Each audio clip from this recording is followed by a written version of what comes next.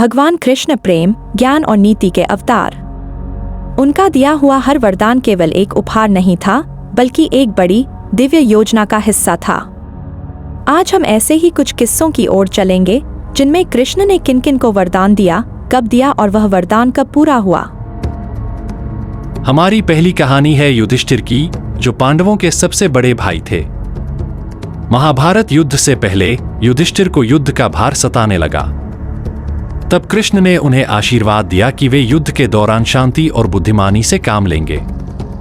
कृष्ण ने कहा, तुम विजय और हार दोनों से परे रहोगे, जिससे युधिष्ठिर को युद्ध के परिणाम से ज्यादा धर्म पर ध्यान देने में मदद मिली। युद्ध के बाद यह आशीर्वाद पूर्ण हुआ, जब युधिष्ठिर ने अपने विजय पर गर्व नहीं किया, बल्कि धर्म और दया के साथ अपनी प्रजा का शासन संभाला। अगली कहानी है द्रौपदी की, जो पांडवों की पत्नी थी। जब दुर्योधन के दरबार में उनका चीरहरण किया गया, तब द्रौपदी ने अपने सखा के रूप में कृष्ण को पुकारा। कृष्ण ने उन्हें अपना दिव्य आशीर्वाद दिया और उनके वस्त्र को अनंत बना दिया।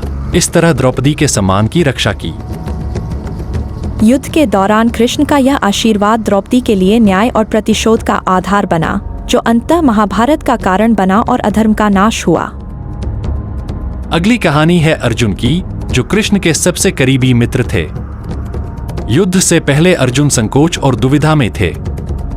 तब कृष्ण ने उन्हें भगवद गीता का ज्ञान दिया, कर्म, धर्म और आत्मज्ञान का मार्ग दिखाया।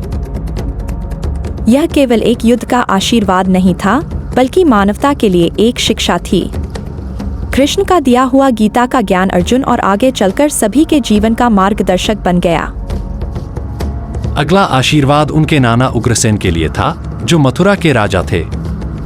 कंस को पराजित करने के बाद कृष्ण ने अपने नाना को फिर से गद्दी पर बैठाया और उन्हें आशीर्वाद दिया, आपका राज्य शांति और समृद्धि से भरा रहे। कृष्ण का आशीर्वाद उनके शासन को एक समृद्ध और मंगलमय राज्य बना दिया। और अंत में कृष्ण ने अपने भक्तों को प्रेम और आनंद का आशीर्वाद दिया, खासकर वृंदावन में। उनकी बांसुरी का संगीत, गोपियों के साथ रासलीला और राधा के साथ उनका प्रेम, ये सभी उनके भक्तों के लिए प्रेम और भक्ति का अनमोल आशीर्वाद बन गए।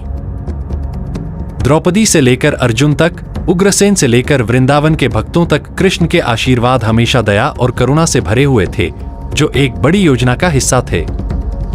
ऐसे हैं कृष्ण, जिनके हर वचन, हर कार्य संसार के संतुलन में होते हैं। ऐसे ही और भी दिव्य किस्से देखने के लिए हमारे साथ जुड़े रहिए, जहां हर आशीर्वाद एक सीख और हर कथा कृष्ण के अनंत ज्ञान का दर्शन देती है।